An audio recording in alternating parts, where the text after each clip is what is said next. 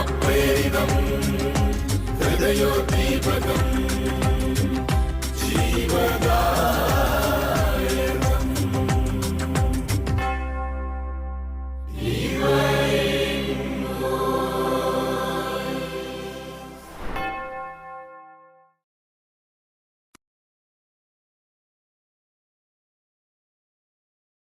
ലോകമെമ്പാടുമുള്ള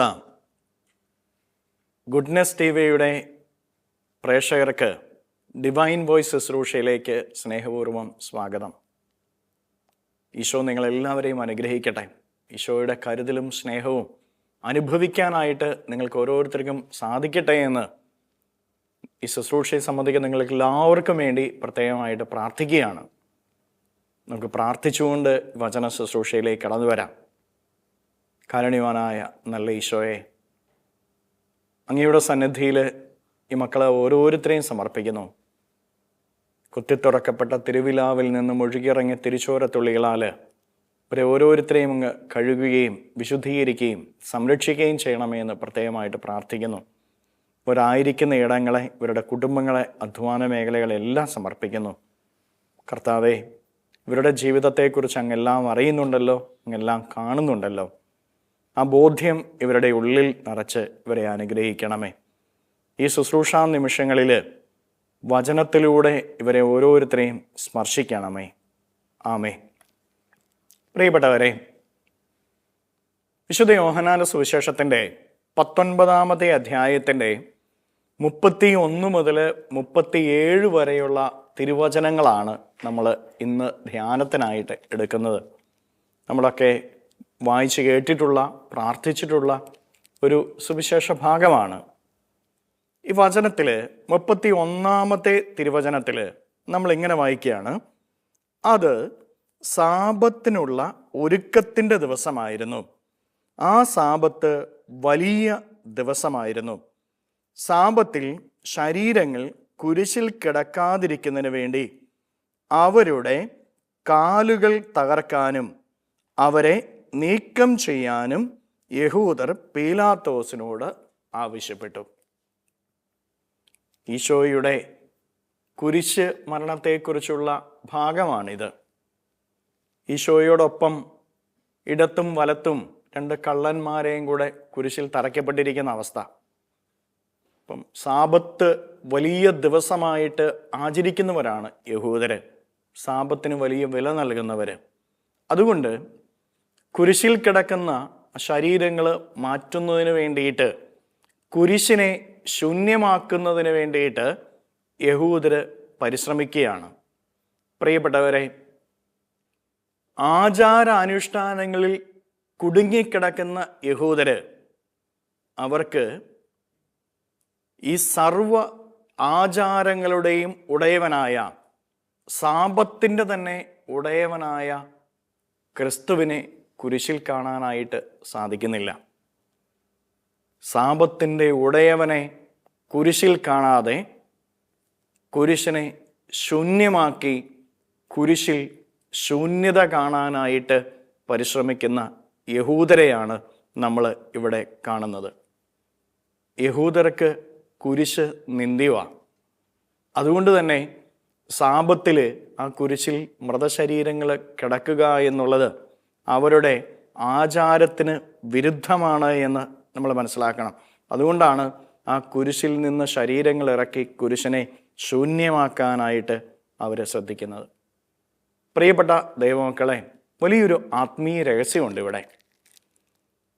ഈ യഹൂദര് കുരിശിൻ്റെ ശൂന്യതയിൽ ശ്രദ്ധിച്ചപ്പോൾ, അതുകൊണ്ടാണ് അവർ ശരീരങ്ങൾ താഴെ ഇറക്കാനായിട്ട് ആവശ്യപ്പെടുന്നത്. കുരിശിൻ്റെ ശൂന്യതയിലേക്കാണ് യഹൂദർ ശ്രദ്ധിച്ചത്. ആ കുരിശിൽ ശ്രദ്ധിച്ചുകൊണ്ടിരുന്ന മറ്റൊരാൾ കൂടെ ഉണ്ടായിരുന്നു, ദൈവം. യഹൂദര് കുരിശിൻ്റെ ശൂന്യതയെ ശ്രദ്ധിച്ചപ്പോൾ ആ കുരിശിൽ നിന്നൊഴുകുന്ന രക്ഷയെ ശ്രദ്ധിച്ചുകൊണ്ടിരുന്ന ദൈവം. നമ്മൾ ഓരോരുത്തരും മനസ്സിലാക്കിയിരിക്കണം, നമ്മുടെ ജീവിതത്തിൽ നിന്ന് കുരിശ് മാറ്റാനായിട്ട് നമ്മളൊക്കെ പ്രാർത്ഥിക്കാറുണ്ട്. സഹനങ്ങൾ മാറുന്നതിന് വേണ്ടി നമ്മളൊക്കെ പ്രാർത്ഥിക്കാറുണ്ട്. സഹനങ്ങളെ വെറുക്കുന്നവരായിട്ട് നമ്മൾ മാറാറുണ്ട് പലപ്പോഴും. നമ്മളൊക്കെ സഹനങ്ങൾ മാറാനായിട്ട് പ്രാർത്ഥിക്കുമ്പോൾ, നമ്മുടെ ജീവിതത്തിൻ്റെ കുരിശനുഭവങ്ങൾ മാറാനായിട്ട് നമ്മൾ ഓരോരുത്തരും പ്രാർത്ഥിച്ചുകൊണ്ടിരിക്കുമ്പോൾ, പ്രിയപ്പെട്ട ദൈവമക്കളെ, ദൈവം ശ്രദ്ധിച്ചുകൊണ്ടിരിക്കുന്നത് ആ കുരിശിൽ നിന്ന് നമ്മുടെ ഓരോരുത്തരുടെയും ജീവിതത്തിലേക്ക് ഒഴുകുന്ന രക്ഷയിലേക്കാണോ എന്ന് നമ്മൾ തിരിച്ചറിയണം. നമ്മുടെ ഓരോരുത്തരുടെയും ജീവിതത്തിൻ്റെ കുരിശനുഭവങ്ങൾ നമ്മുടെ ജീവിതത്തിന് നൽകുന്ന രക്ഷയെ കാണുന്ന ദൈവം. നമ്മൾ ഓരോരുത്തരും നമ്മുടെ ജീവിതത്തിൻ്റെ കുരിശിൽ കാണുന്നത് എന്താ? ശൂന്യത എന്ന് പറഞ്ഞ ഇല്ലായ്മ, നാശം, തകർച്ചകൾ, വീഴ്ചകൾ. ഇതൊക്കെയാ നമ്മുടെ ജീവിതത്തിൻ്റെ സഹന നിമിഷങ്ങളിൽ, ആ സഹനത്തിൽ നമ്മൾ കാണുന്നത്. സഹനം വരുമ്പോൾ നശിച്ചു, തീർന്നു എന്ന് നമ്മളൊക്കെ പറയും. എന്നാൽ തിരിച്ചറിഞ്ഞുകൊള്ളുക, നമ്മുടെ ജീവിതത്തിൻ്റെ സഹനത്തിൽ നാശവും തകർച്ചയും അവസാനവും നമ്മൾ ഓരോരുത്തരും കാണുമ്പോൾ, ആ കുരിശിൽ നിന്നൊഴുകുന്ന രക്ഷയെ, ആ കുരിശ് നിന്റെ ജീവിതത്തിലേക്ക് നൽകുന്ന രക്ഷയെ കണ്ടുകൊണ്ടിരിക്കുന്ന ദൈവം, ആ കുരിശിനെ രക്ഷയാക്കി മാറ്റി നിനക്ക് നൽകുന്ന ദൈവം. പ്രിയപ്പെട്ട ദൈവമക്കളെ, ഈശോനാഥൻ നമ്മെ പഠിപ്പിക്കുന്നത് കുരിശിൽ ശൂന്യത കാണാനല്ല, കുരിശിൽ അവസാനം കാണാനല്ല, കുരിശിൽ ഇല്ലായ്മ കാണാനല്ല, കുരിശിൽ തകർച്ച കാണാനല്ല, കുരിശിൽ രക്ഷ കാണണമെന്ന് ഈശോനാഥൻ നമ്മെ ഓരോരുത്തരെയും പഠിപ്പിക്കുകയാണ്. കുരിശിനെ അവിടുന്ന് രക്ഷയാക്കി മാറ്റിയിട്ടുണ്ട്. ആ രക്ഷയെ കാണാനായിട്ട് നമുക്ക് ഓരോരുത്തർക്ക് സാധിക്കണം. ഉൽപ്പത്തി പുസ്തകത്തിൽ ജോസഫിനെ നമ്മൾ കാണുന്നുണ്ട്. ജോസഫിനെ സഹോദരന്മാർ കുഴിയിൽ പിടിച്ച് തള്ളിയിടുന്നുണ്ട്. പ്രിയപ്പെട്ടവരെ, ജോസഫിനെ സംബന്ധിച്ചിടത്തോളം, അല്ലെങ്കിൽ ആ സഹോദരന്മാരെ സംബന്ധിച്ചിടത്തോളം, ആ കുഴി എന്ന് പറയുന്നത് അവൻ്റെ അവസാനമായിരുന്നു. സഹോദരന്മാർ അവനെ തീർക്കുന്നതിന് വേണ്ടിയിട്ടാണ് കുഴിയിലേക്ക് പിടിച്ച് തള്ളിയിടുന്നത്. കുഴി അവൻ്റെ ജീവിതത്തെ തീർക്കുമെന്ന് അവർ കരുതി. പക്ഷേ ദൈവം കാണുന്നത് ഈജിപ്തിലേക്കുള്ള ആദ്യ പടിയായിട്ടാണ് ആ കുഴിയെ. ആ കുഴിയെ ദൈവം കണ്ടത് ഈജിപ്തിലേക്ക് ജോസഫ് കടന്നു പോകാനുള്ള ആദ്യത്തെ പടിയായിട്ടാണ്. ദൈവം കണ്ടത് എന്താ? ഈജിപ്തിൻ്റെ അധികാര സ്ഥാനമാണ്. പ്രിയപ്പെട്ട ദൈവമക്കളെ, കുഴിയിൽ നിന്ന് ജോസഫ് ഉയർത്തപ്പെട്ടത് എവിടേക്കാ? ഈജിപ്തിൻ്റെ അധികാരത്തിലേക്കല്ലേ? നിന്റെ ജീവിതത്തിൽ കുരിശിൽ നീ താണു കിടക്കുകയാണെങ്കിലും, കുരിശനുഭവത്തിൽ നീ തകർന്നു കിടക്കുകയാണെങ്കിലും, കുരിശിൽ നീ തീർന്നു എന്ന് കരുതി കിടക്കുന്ന അവസ്ഥയിലാണെങ്കിലും, ദൈവം കാണുന്നുണ്ടല്ലോ നിന്റെ ജീവിതത്തിൻ്റെ ഉയർച്ചയാ. അതിലൂടെ നീ ആ കുരിശനുഭവങ്ങൾ ഏറ്റെടുക്കുമ്പോൾ നിനക്ക് ലഭിക്കുന്ന ഉയർച്ചയെ, നിനക്ക് ലഭിക്കുന്ന വളർച്ചയെ, നിനക്ക് ലഭിക്കുന്ന അനുഗ്രഹത്തെയാണ് ദൈവം കാണുന്നത് എന്ന് നീ തിരിച്ചറിയണം. മരുഭൂമി അനുഭവത്തിലൂടെ മോശ കടന്നു പോകേണ്ടി വന്നു. ഇസ്രായേലിനെ ഈജിപ്തിൻ്റെ അടിമത്തത്തിൽ നിന്ന് കാനാൻ ദേശത്തേക്ക്, തേനും പാലും ഒഴുകുന്ന കാനാൻ ദേശത്തേക്ക് മോശ വിളച്ചിറക്കിക്കൊണ്ട് പോകുമ്പോൾ അവൻ്റെ മുമ്പിൽ വലിയ സ്വപ്നമുണ്ടായിരുന്നു. ദൈവം പരിപാലിച്ചോളും, ഒരു കുറവും വരുത്തുകയില്ല എന്ന്. എന്ന കുറവുകളിലൂടെ, മരുഭൂമിയിലൂടെ അവൻ കടന്നു പോകുമ്പോൾ അതിനെ ഒരു ശിക്ഷയായിട്ട്, ഒരു നാശമായിട്ട് കാണുന്ന മോശ. പക്ഷേ ദൈവം അവൻ്റെ ജീവിതത്തിൻ്റെ രൂപപ്പെടുത്തലിനെയാണ് കണ്ടത് എന്ന് തിരിച്ചറിയണം. അവനെ സ്വർഗത്തിലേക്ക് എടുക്കുന്നതിന് മുമ്പ് അവൻ്റെ ജീവിതത്തിൽ എന്തെങ്കിലും കുറവുകൾ ഉണ്ട് എങ്കിൽ ആ കുറവ് ഈ മരുഭൂമി അനുഭവത്തിലൂടെ മാറിപ്പോകണമെന്ന് ദൈവം ആഗ്രഹിച്ചിരുന്നു. ദൈവം കണ്ടത് അവൻ്റെ രക്ഷയാണ്. പ്രിയപ്പെട്ടവരെ, ജോസഫ് കുഴിയിൽ വീണപ്പോൾ എല്ലാവരും അവൻ്റെ അവസാനം കണ്ടു, ദൈവം അവൻ്റെ ഉന്നതി കണ്ടു. മരുഭൂമിയിലൂടെ കടന്നുപോയപ്പോൾ മോശ കണ്ടത് തൻ്റെ ജീവിതത്തിൽ ഏറ്റുവാങ്ങേണ്ടി വരുന്ന ശിക്ഷയാണ്. പക്ഷെ ദൈവം കണ്ടത് അവൻ്റെ ജീവിതം സ്വർഗത്തിലിരിക്കുന്നതാണ്. നമ്മുടെ ഓരോരുത്തരുടെയും ജീവിതത്തിൽ കുരിശനുഭവങ്ങൾ, സഹനങ്ങൾ, വേദനകൾ, കഷ്ടപ്പാടുകൾ കടന്നു വരുമ്പോൾ നമ്മൾ ഓരോരുത്തരും കാണേണ്ടത് ശൂന്യതയല്ല, തകർച്ചയല്ല, അവസാനമല്ല, കുഴിയല്ല. ആ സഹനത്തിൽ നിന്നുമുള്ള ഉയർച്ചയെയും ആ സഹനത്തിൽ നിന്ന് നീ ഉയർത്തപ്പെടുന്ന സ്വർഗത്തെയും കാണാനായിട്ട് നിനക്ക് സാധിക്കണമെന്ന് ഈശോനാഥൻ ഈ തിരുവചനത്തിലൂടെ നമ്മെ ഓരോരുത്തരെയും പഠിപ്പിക്കുകയാണ്. യഥാർത്ഥത്തിൽ ഈശോയോടുള്ള സ്നേഹമെന്ന് പറയുന്നത് ഇതാ പ്രിയപ്പെട്ടവരെ. കുറേ പ്രാർത്ഥനകൾ ചൊല്ലുന്നത് കൊണ്ട് നമ്മളൊന്നും ഈശോയെ സ്നേഹിക്കുന്നവരായിട്ട് മാറില്ല.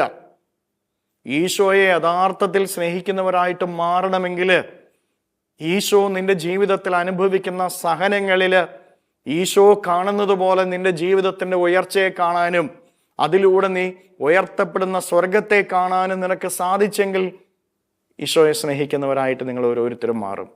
ഈശോയെ സ്നേഹിക്കുന്നവരായിട്ട് നമുക്ക് മാറാം. അതാണ് യഥാർത്ഥ ആത്മീയത എന്ന് പറയുന്നത്. വീണ്ടും തിരുവചനത്തിലേക്ക് നമ്മൾ കടന്നു വരുമ്പോൾ 32 തിരുവചനത്തിൽ നമ്മൾ വായിക്കുകയാണ്. അതിനാൽ പടയാളികൾ വന്ന് അവനോടുകൂടെ ക്രൂശിക്കപ്പെട്ടിരുന്ന 2 പേരുടെയും കണങ്കാലുകൾ തകർത്തു. പ്രിയപ്പെട്ടവരെ, ഈശോയുടെ ഇടത്തും വലത്തും കടന്നിരുന്ന കള്ളന്മാരെ കുറിച്ച് പറയുകയാണ്. അവരുടെ കണങ്കാലുകൾ തകർത്തു എന്ന്. വലിയൊരു ആത്മീയ രഹസ്യം ഈ വചനത്തിലൂടെ ഈശോനാഥൻ നമ്മെ പഠിപ്പിക്കുന്നുണ്ട്. ലോകവും ലോകത്തിൻ്റെ പ്രവർത്തികളും നമ്മുടെയൊക്കെ ജീവിതത്തിൻ്റെ സ്വപ്നങ്ങളെ തകർത്ത് കളയുമെന്ന്. നിന്റെ ജീവിതത്തിൽ നിന്റെ സ്വപ്നങ്ങൾ തകർക്കപ്പെടുന്ന അവസ്ഥയില്ലേ? 2 ആഴ്ച മുമ്പ് വിവാഹം കഴിഞ്ഞ ഒരു പെൺകുട്ടി എൻ്റെ അടുത്ത് വന്നിട്ട് പറഞ്ഞു, അച്ഛാ, ഒത്തിരി സ്വപ്നങ്ങളുമായിട്ടാണ് വിവാഹ ജീവിതത്തിലേക്ക് ഞാൻ പ്രവേശിച്ചത്.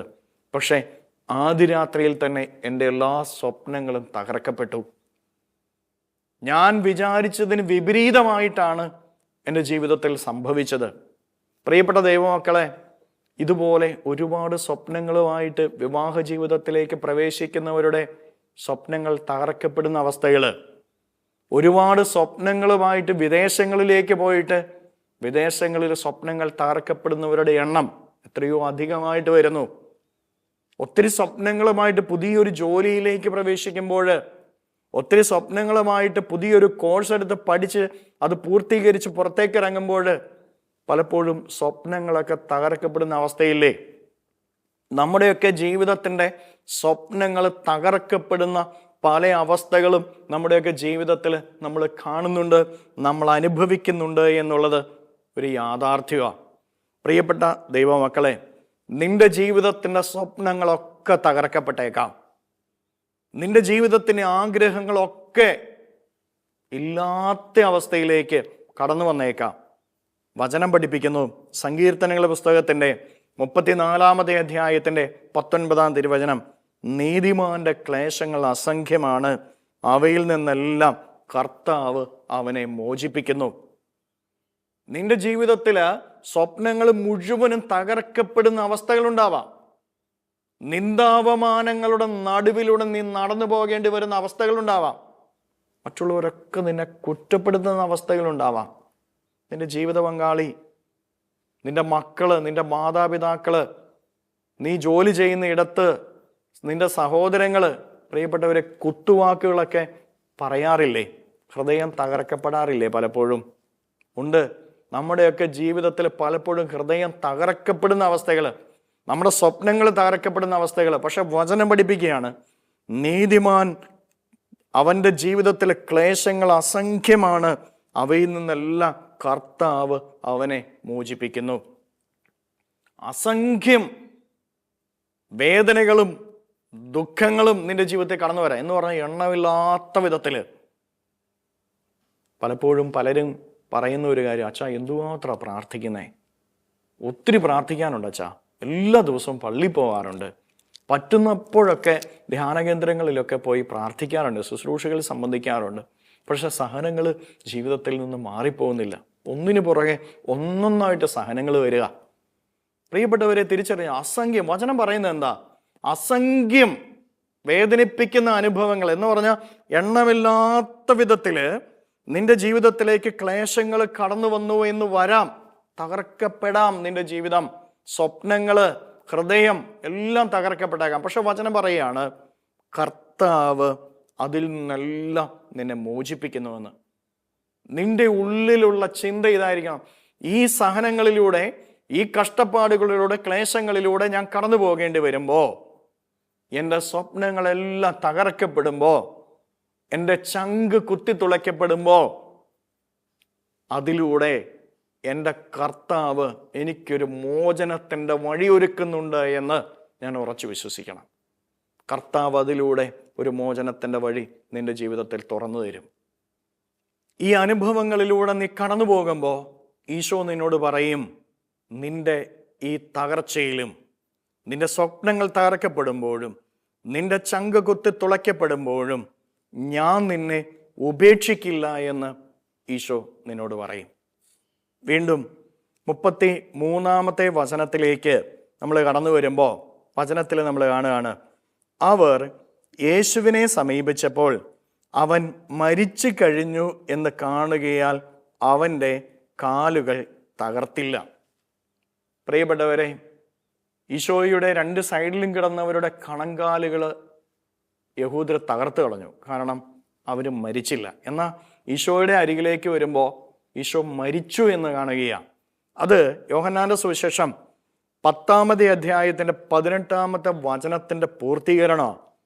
ഈശോ അവിടെ പറയുന്ന ഒരു കാര്യമുണ്ട്, ഞാൻ എൻ്റെ ജീവനെ സ്വമനസ്സ സമർപ്പിക്കുകയാണ്, അത് ആരും എടുക്കുകയല്ല.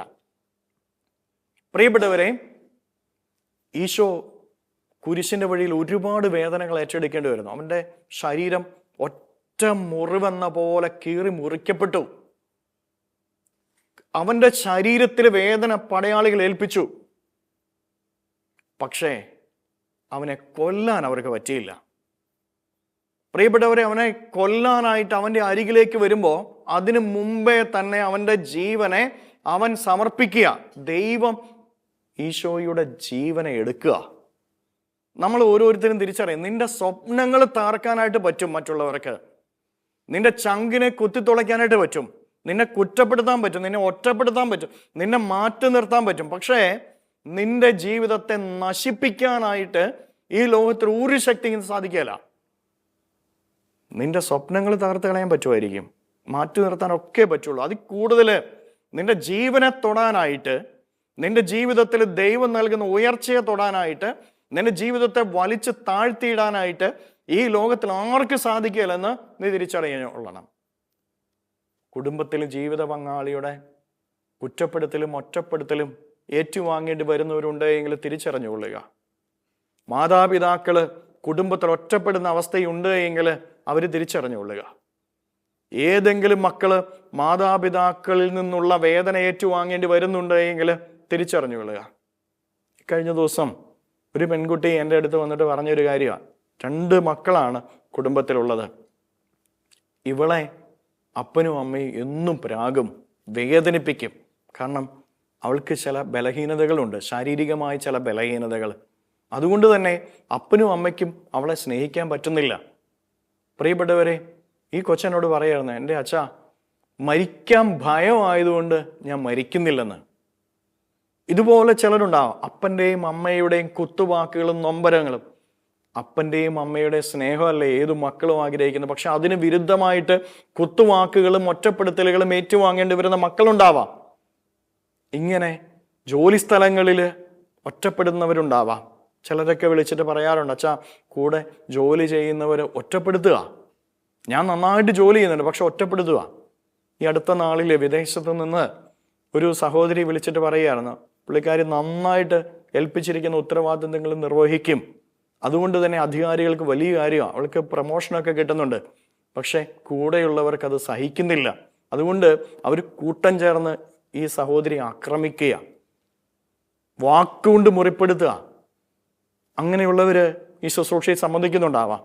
പ്രിയപ്പെട്ട ദൈവമക്കളെ, നിങ്ങൾ തിരിച്ചറിഞ്ഞോളുക, നിങ്ങളെ ഒറ്റപ്പെടുത്താനും കുറ്റപ്പെടുത്താനും അത്രേ അവർക്ക് പറ്റുള്ളൂ. നിങ്ങളുടെ ജീവിതത്തെ സ്പർശിക്കാനായിട്ട്, നിങ്ങളെ നിത്യമായിട്ട് നശിപ്പിക്കാനായിട്ട് ഇവർക്ക് ആർക്ക് സാധിക്കുകയില്ല എന്ന് നിങ്ങൾ തിരിച്ചറിഞ്ഞോളുക. കാരണം കർത്താവിനെ പീഡയേൽപ്പിക്കാനേ യഹൂദർക്ക് സാധിച്ചുള്ളൂ, കർത്താവിന് മുറിവ് കൊടുക്കാനേ യഹൂദർക്ക് സാധിച്ചുള്ളൂ. കർത്താവിൻ്റെ ജീവനെ തൊടാനായിട്ടോ ജീവനെ എടുക്കാനായിട്ടോ അവനെ കൊല്ലാനായിട്ടോ അവർക്ക് സാധിച്ചില്ല എന്ന് നമ്മൾ തിരിച്ചറിയണം.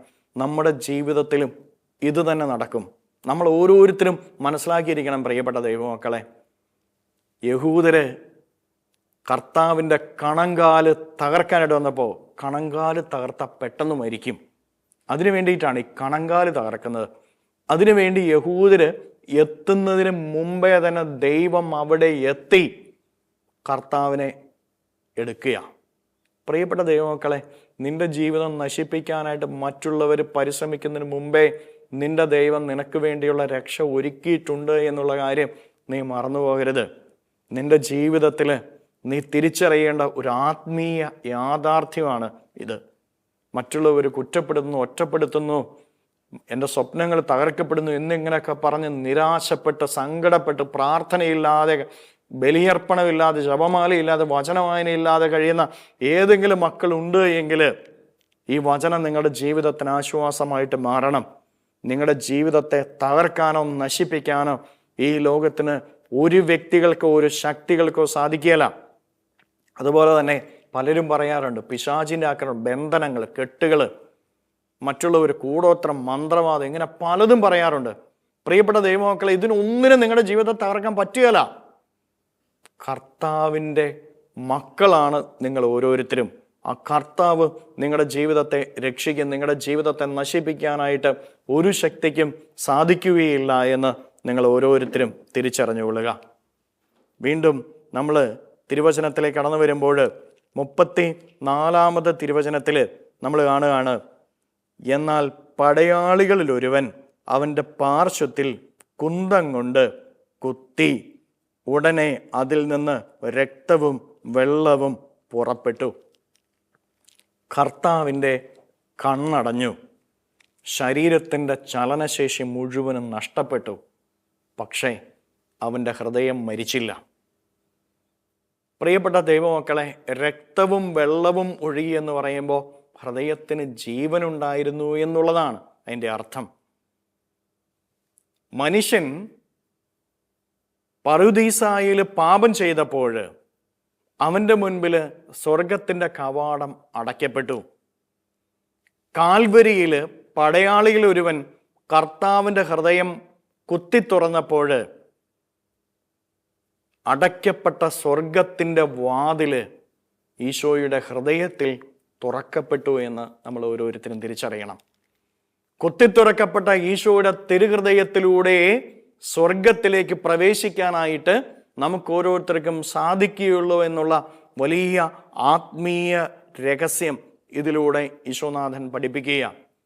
നമ്മളൊക്കെ പാപം ചെയ്യുമ്പോൾ നമ്മൾ ഓരോരുത്തരും തിരിച്ചറിയുക, നമ്മൾ പാപത്തിന് അടിമയായി കിടക്കുന്ന ഒരു അവസ്ഥയിലാണെങ്കിൽ തിരിച്ചറിഞ്ഞുകൊള്ളുക, ഈശോയുടെ ഹൃദയത്തിലൂടെ നിനക്ക് സ്വർഗത്തിൽ പ്രവേശിക്കാൻ പറ്റും. നീ എത്ര വലിയ പാപിയാണെങ്കിലും, ഈ ലോകത്തിലെ എത്ര വലിയ പാപം ചെയ്യുന്ന ഒരു വ്യക്തിയാണ് എങ്കിലും, ഈശോയുടെ തിരുഹൃദയത്തെ സ്നേഹിച്ചാൽ ആ തിരുഹൃദയത്തിലൂടെ ഈശോയുടെ സ്വർഗത്തിൽ പ്രവേശിക്കാനായിട്ടുള്ള വഴി നിനക്ക് മുമ്പിൽ തുറക്കപ്പെട്ടിട്ടുണ്ട് എന്ന് നീ തിരിച്ചറിയണം. പ്രളയകാലത്ത് നമ്മൾ കാണുന്നുണ്ട്, ഉൽപ്പത്തി പുസ്തകത്തിൻ്റെ 7-ാമത്തെ അധ്യായത്തിൽ പ്രളയകാലത്ത് രക്ഷയ്ക്ക് ഒരു വാതിലേ ഉണ്ടായിരുന്നുള്ളൂ, നോഹയുടെ പെട്ടകത്തിൻ്റെ വാതിൽ. ആ വാതിലിലൂടെ കയറിയവരൊക്കെ രക്ഷപ്പെട്ടു. പ്രിയപ്പെട്ടവരെ, ഈശോയുടെ തിരുഹൃദയത്തിൻ്റെ വാതിലിലൂടെ കയറുന്നവരൊക്കെ രക്ഷ പ്രാപിക്കുമെന്ന് മനസ്സിലാക്കിയിരുന്നുകൊള്ളുക. വീണ്ടും നമ്മൾ 37-ാമത്തെ തിരുവചനത്തിലേക്ക് കടന്നു വരുമ്പോൾ അവിടെ വായിക്കുകയാണ്, മറ്റൊരു തിരുവെഴുത്ത് പറയുന്നു, തങ്ങൾ കുത്തി മുറിവേൽപ്പിച്ചവനെ അവർ നോക്കി നിൽക്കും. പ്രിയപ്പെട്ടവരെ, ഈശോയുടെ തിരുഹൃദയത്തിലേക്കുള്ള നോട്ടം, അതാണ് നമ്മളെ സ്വർഗത്തിൽ എത്തിക്കുന്നത് എന്ന് നമ്മൾ ഓരോരുത്തരും തിരിച്ചറിഞ്ഞുകൊള്ളുക. ഈശോയുടെ സ്വർഗത്തിൽ നമ്മൾ എത്തിച്ചേരണമെങ്കിൽ ഈശോയുടെ തിരുഹൃദയത്തിലേക്ക് നോക്കാനായിട്ട്, ഈശോയിലേക്ക് നോക്കാനായിട്ടും നമുക്ക് ഓരോരുത്തർക്കും സാധിക്കണം. നമ്മുടെ ജീവിതത്തിൽ വലിയ ആത്മീയ രഹസ്യങ്ങൾ ഈ വചനത്തിലൂടെ ഈശോനാഥൻ നമ്മെ പഠിപ്പിക്കുക. നമ്മുടെയൊക്കെ ജീവിതത്തിൽ കുരിശുകൾ അനുഗ്രഹമാക്കി മാറ്റുന്ന ഒരു ദൈവം. കുരിശുകളെ നമ്മൾ നാശമായിട്ടല്ല കാണേണ്ടത്, ഉപരി ആ കുരിശിനെ രക്ഷയായിട്ട് കാണാനായിട്ട് നമുക്ക് സാധിക്കണം. അതുപോലെ തന്നെ നിന്റെ ജീവിതത്തിൽ മറ്റുള്ളവർ നിന്നെ തകർക്കുന്ന അവസ്ഥകളുണ്ടാവാം. നിന്റെ ജീവിതത്തെ കുറ്റപ്പെടുത്തും, ഒറ്റപ്പെടുത്തും, മാറ്റി നിർത്തും. പക്ഷേ നിന്റെ ജീവിതത്തെ തൊടാനോ ജീവിതത്തെ നശിപ്പിക്കാനോ അവർക്ക് ആർക്കും സാധിക്കുകയില്ല. നീ ഈശോയിലേക്ക് നോക്കി ജീവിക്കുക. അപ്പോൾ കർത്താവ് നിന്റെ ജീവിതത്തെ വളർത്തും, ഉയർത്തും, അനുഗ്രഹിക്കും. പ്രാർത്ഥിക്കാം. കാരുണ്യവാനായ നല്ല ഈശോയെ, ജീവിതത്തിൽ സഹനങ്ങളിലൂടെ കടന്നു പോകേണ്ടി വരുമ്പോൾ ആ സഹനങ്ങളെ അനുഗ്രഹമായി കാണാനുള്ള കൃപ ഈ മക്കൾക്ക് നൽകണമേ. ജീവിതം മറ്റുള്ളവർ തകർക്കുന്ന അവസ്ഥയിൽ എൻ്റെ ജീവിതത്തെ തകർക്കാനായിട്ട് ആർക്ക് സാധിക്കുകയില്ലെന്നുള്ള തിരിച്ചറിവ് കർത്താവെ ഇവർക്ക് ഓരോരുത്തർക്കും നൽകണമേ. രക്ഷ അങ്ങയുടെ കുരിശിൽ നിന്നാണ്. അങ്ങയിലേക്ക് നോക്കി ജീവിക്കുമ്പോഴാണ് രക്ഷ. ഇത് മനസ്സിലാക്കുവാനുള്ള അനുഗ്രഹം ഇവർക്ക് നൽകണമേ. ഇവരെ അനുഗ്രഹിക്കണമേ. ആമേൻ.